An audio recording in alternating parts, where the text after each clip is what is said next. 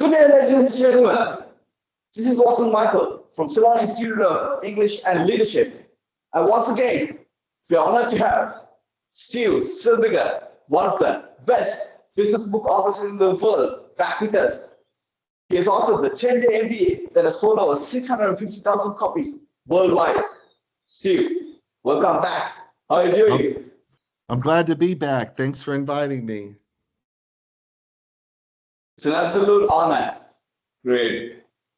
So, Steve, you have included the Metaverse.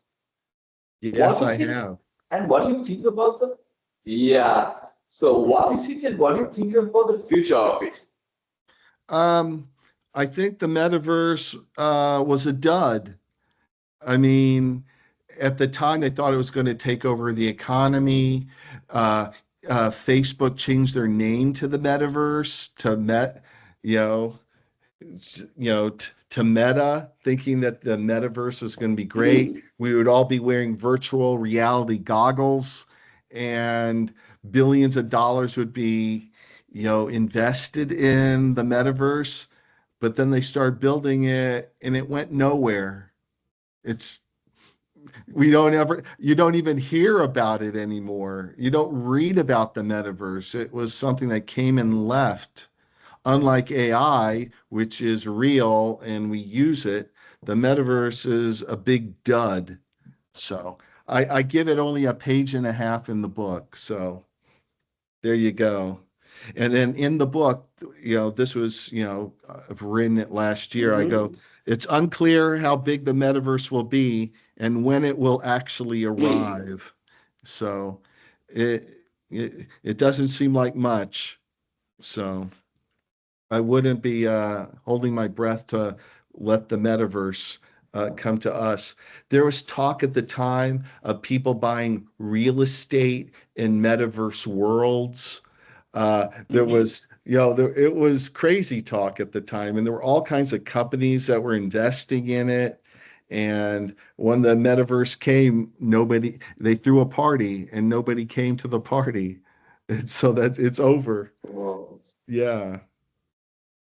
So that's Wow, my take okay, on interesting. that's my take on the metaverse. Right. Okay. So now AI has been helping the US stock markets create records. Yes. Well, by Nvidia. What do you think about the future of AI, or is it just a hype at the moment?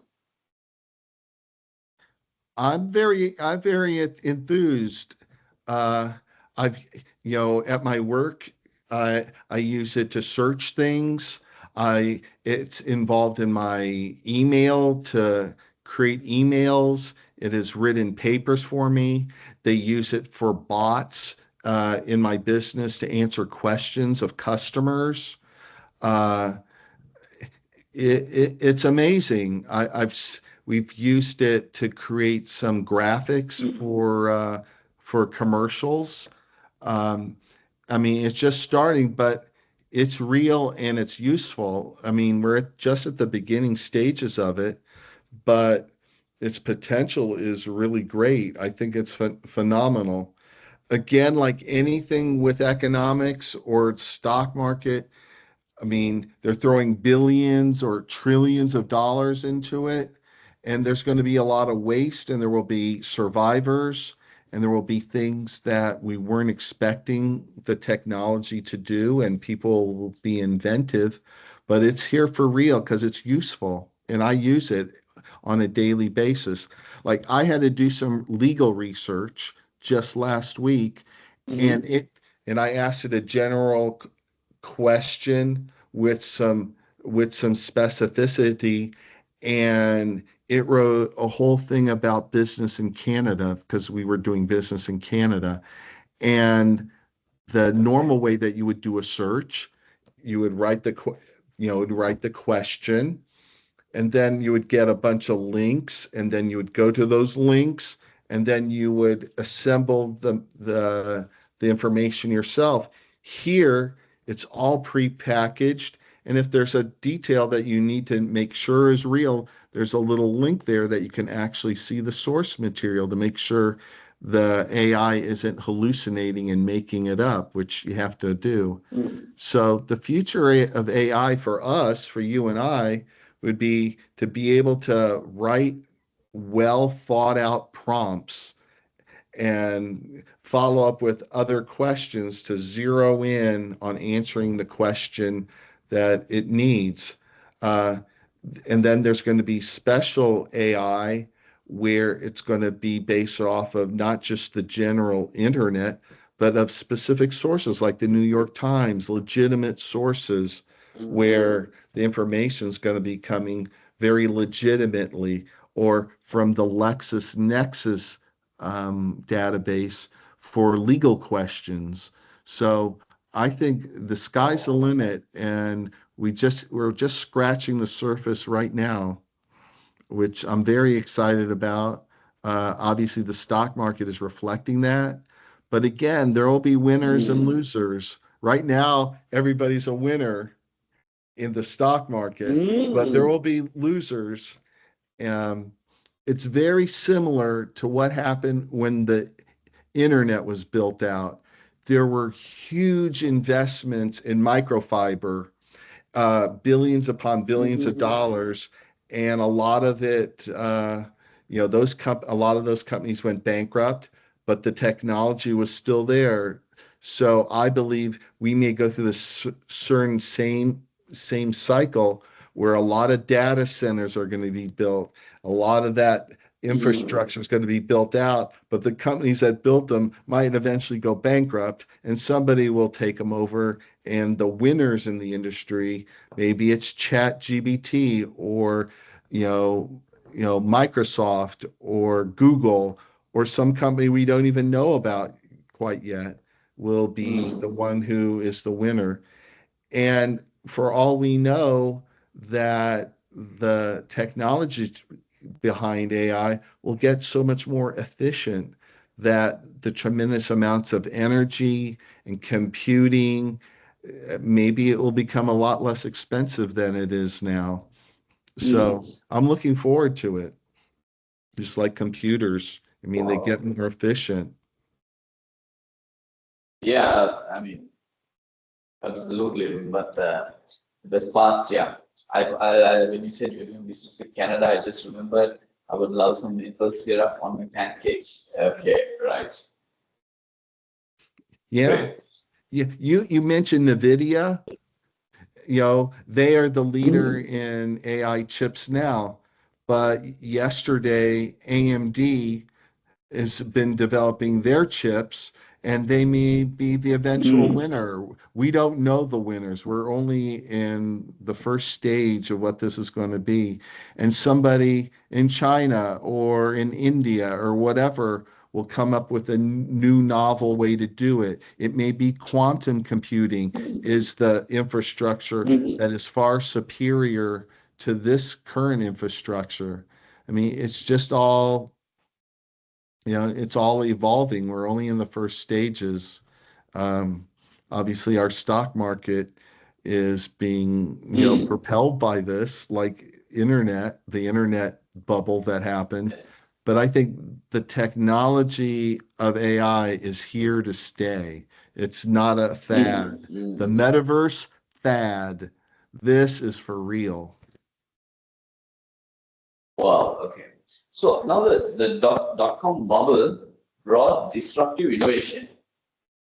AI is already bringing it. But do you think we will see something more than that in the future as certain jobs are being replaced? Oh, absolutely. Uh, Editors of video probably will not be as much needed. Um, Customer service people that answer people's questions probably will not be needed in the future. There's just so many different jobs. Coders for computer programs will be less needed. There's a lot of different jobs uh, as far as AI being integrated into robots will replace manufacturing jobs. There's a lot of different places where AI can be used. Uh, in the law, like I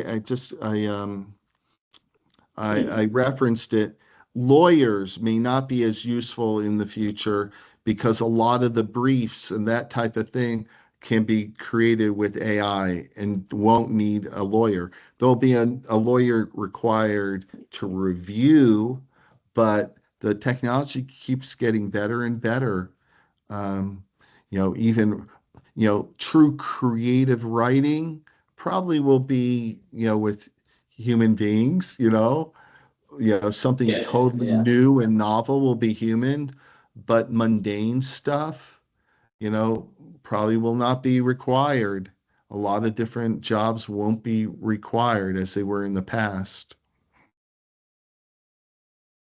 Mm, Hmm. Pretty interesting. Right. Okay. So now, skills-based education is on the rise, and Hmm. skills-based hiring is improving as well. What influence does or will AI have on this? Well, you know, you could have, because you're asking questions of AI, you could have Mm, uh, an education program where the AI is the teacher, not a real teacher, and you'll be able to learn on your own.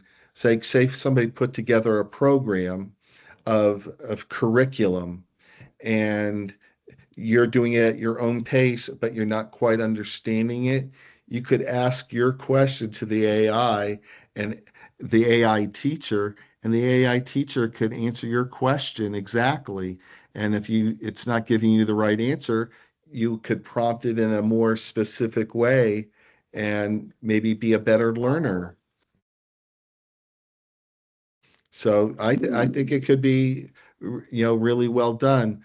What AI is taking away from us is interaction like you and I, real interaction between mm, people.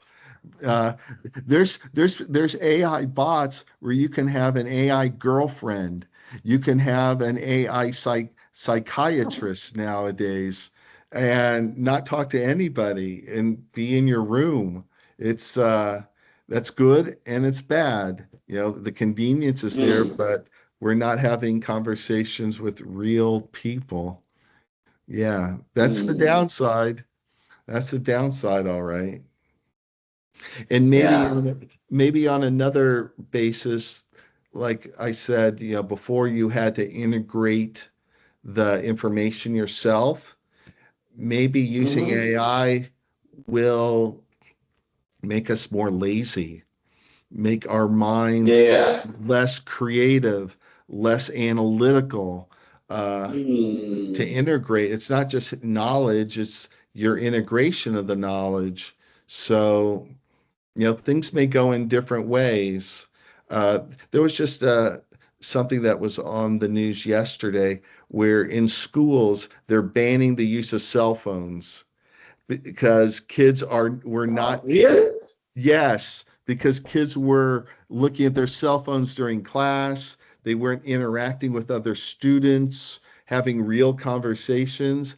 And the result, they were asking the kids, how do you feel about having your cell phones taken away during class?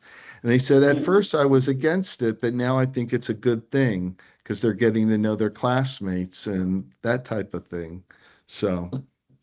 Yeah, I didn't have a cell phone growing up. I figured it out. So there's something to Yeah, be I said mean, for it. I also didn't have a cell phone until I was 16, right?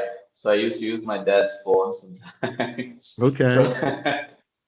Okay, so Steve, we have that phone still at home, and it's in working condition. It's a Yes. Nokia. It's a Nokia phone, and we had to replace the battery because recently my mom said you need to change the battery. So I said okay. So I'll get that thing changed because it's a small phone. It's a black and white, I would call it, and it's still in a very good condition. But we don't use a SIM card. Mainly, we use it as an alarm clock. Okay, so yeah, right. Okay. And Now, even having a laptop computer in school could be disruptive as well. So I get it. And the other thing that's related to the cell phone, which is interesting, is younger people don't even call and have a phone conversation. It's all with text. So you're mm, losing the ability to communicate and interact with other people. And so, mm, like anything else, there's unintended consequences. Yeah.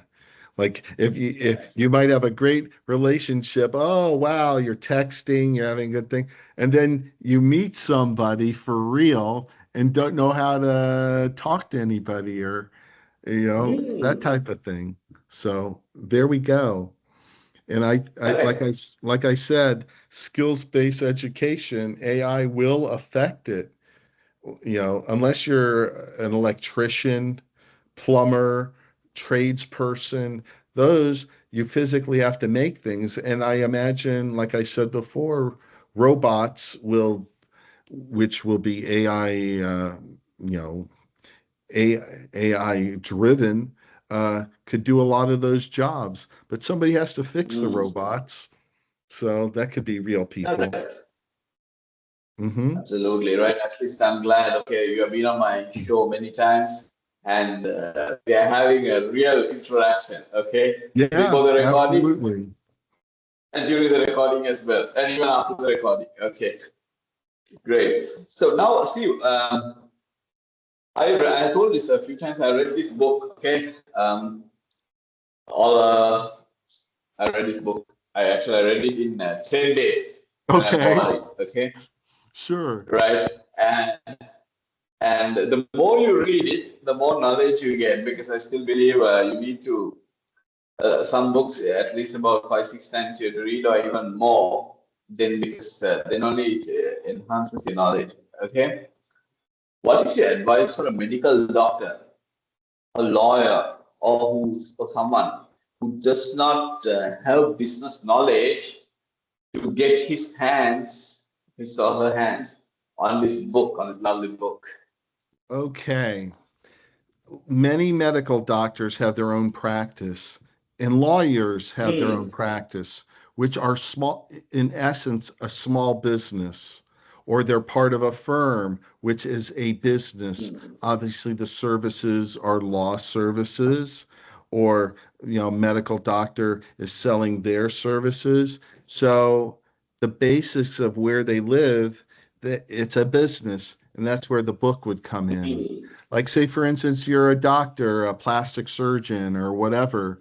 Well, I need to market my services. I would use the 10-day MBA for that. If I'm a lawyer and I want to get clients in, many of Hmm. them advertise extensively on TV. I would use uh, the marketing chapter for that. Also, because they're businesses, they have business records, accounting, and so Hmm. they may not want to be an accountant, but if they hire them, the book would allow them to be better users of the services that they use. Like if you have a business, you have the accountant in your business that is that is keeping records and what have you and billing your clients. And that's an accounting function. And in the 10-day MBA, that function is very simply described so that you can walk the walk and talk the talk. Not be a CPA, but really have good detail of what that person that you're hiring is. Um, Say, for instance, you're a technologist, you might want to see Yeah. the operation. If you're a medical technologist, you might want to use the operations, the operations chapter. Uh, and Yeah. if you're a lawyer or a doctor and are pretty successful, you might want to invest the money you made being a successful doctor or lawyer to make money to invest there comes the finance chapter that would be really important for you because you'll want to Yeah. invest your money. So, just as our normal lives touch business, because we're people that are either using services or selling services or products or what have you, that's where the book comes in. And my advice to any one of them is only read the chapters that are really interesting to you or the chapters Mhm. that you really need at the time, so not to overwhelm yourself with the whole book at the right time. So that's my suggestion to for lawyers and doctors. um, a lot of times lawyers have settlements, when they Mm. settle a case. That's a financial issue. And so maybe the accounting and the finance chapter would be helpful for them. But it's Yeah. definitely a book for professionals that they can walk the Mm. talk and walk the walk and talk the talk of business. That's what it's for. Yeah, so me and Steve actually we are having the same book. Okay, I have only thing is I removed the cover. Okay, Yes. That's the right? one I sent to you, right? Absolutely, the same thing, Steve, which you sent to Excellent. me. Okay, and it's always on my table, on my working table right now, where I do my virtual programs and where I meet up for training sessions and everything, virtual training. So it's always next to me. The book is okay, Did right? you, I have a So, question. In the back of the book, there's the diploma. Did mhm. you fill in your diploma? Right, I did not fill in my diploma as yet, even in the previous book, okay? Because Yeah. It's kind of a diploma. joke, but it's there. Yeah, so here you go. There we go. After you finish your Yeah, 10 yeah, days, you can fill in your own diploma, do what you like, yeah. add it to your LinkedIn uh, credential. Yep. Yeah, I mean it's I'm a, joking, but I you could mean, do it. yeah, I mean you can always say you read the Ten-Day MBA or something. You can just include it, but so the reason why I didn't write it. Okay, so why I didn't write it was, I was just thinking, look, I love this book, right? Okay, I thought, okay, I can write it. But I thought, okay, let me keep it like this because no one, I'm not going to allow anyone to steal this book. I'm not going to lend it, but I will say, okay, please buy it. Okay, right? Because Right. this book is very close to me and it's personal. Okay, so I was thinking maybe in the future, maybe I might want to write it. Or I'll just keep it here. Okay, but I still have your personal message, Steve, which you wrote on this book. I really appreciate it. Okay, when you My shared it pleasure. to me. And when Great. you write your book, I will help you find a publisher to publish it. So, I remember that. Okay, I need to finish it fast as possible. Okay, right. right. Okay, great. So, Steve, you were a top 10 graduate of the Darden Graduate School of Business at the University of Virginia.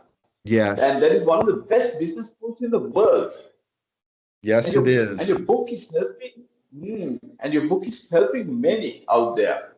How do you feel about it when it reached the first 100,000 mark? Oh, okay. In the first printing, it sold 30,000 copies.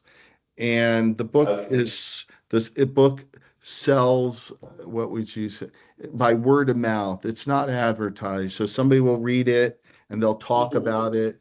And every year in the United States there's about 200 some odd thousand people who get an MBA, and a certain percentage of those people will be buying the book.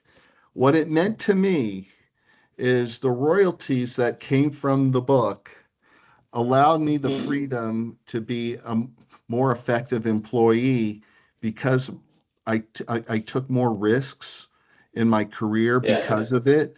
So that if I wanted to leave my job, I could.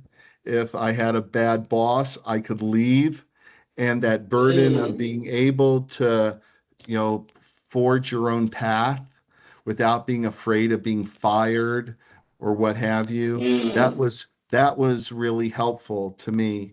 So after I sold 100,000 books and I make approximately $2 a book, that would have been mm. $200,000 of extra income that I made, and Yeah, it was a yeah, beautiful thing.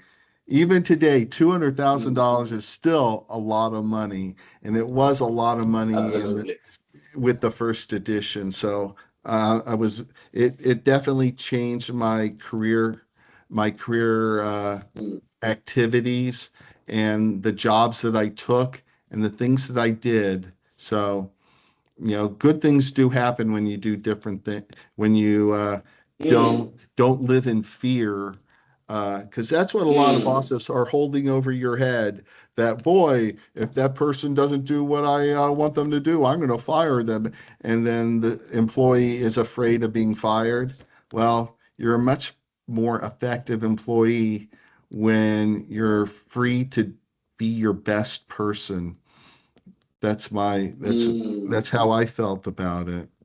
And that's some of the freedom that this book gave me. So I'm very thankful to the book and the help that I've given to many different people. A lot of people use the book before they go to business school to study up before they go. Some people use it because they don't want to get out of their career for 2 years and spend all that money. And so they just need some of the business school knowledge, Mm, and mm, other people use it within their own business. Like I said, if they need to write a yeah. marketing plan or they need to interact with professionals in different careers. So this helps you to understand those. And it's not, there are other MBA books that are summaries and that Mm, type of thing, but some of them are not meaty enough and specific enough to really use the knowledge. This one mm, is specifically very detailed and explicit on what they actually teach you at the school. It's not, it's not, it's not a high level book where you you get the idea of what business is kind of. This is exactly what they teach you. So I feel very confident about it. And that's why it's made it through the fifth edition. And I get, emails, letters, that type of thing of people who have used it successfully. And I'm very happy with it. It's my child.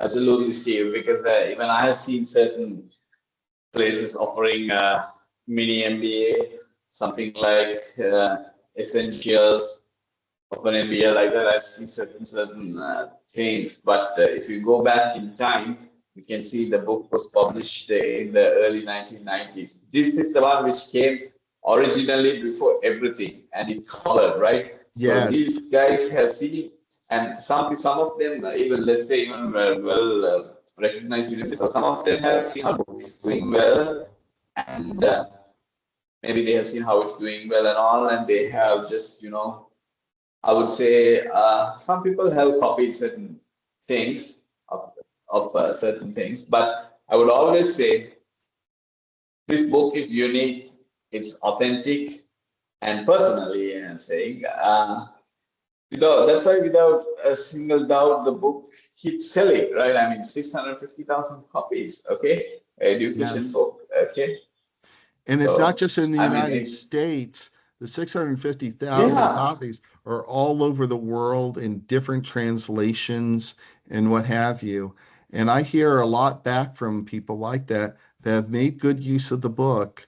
So on Amazon Mm, currently, it's being discounted. mhm. So the book, has a price Wow. tag of $32.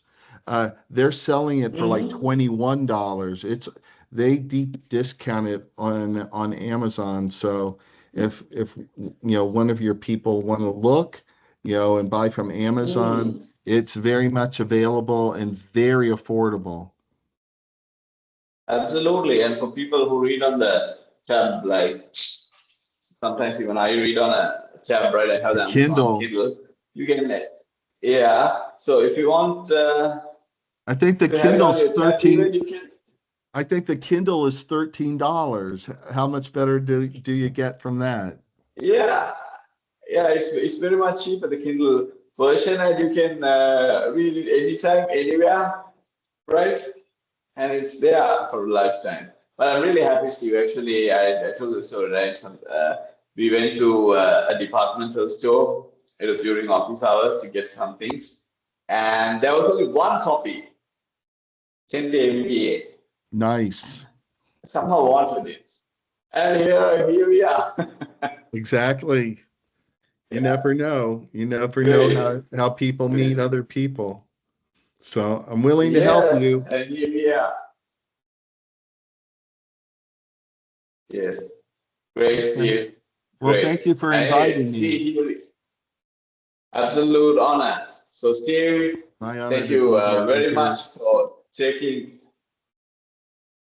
Thank you very much for taking already. time and doing this podcast with us. Very good. Thank you. Take care. You too.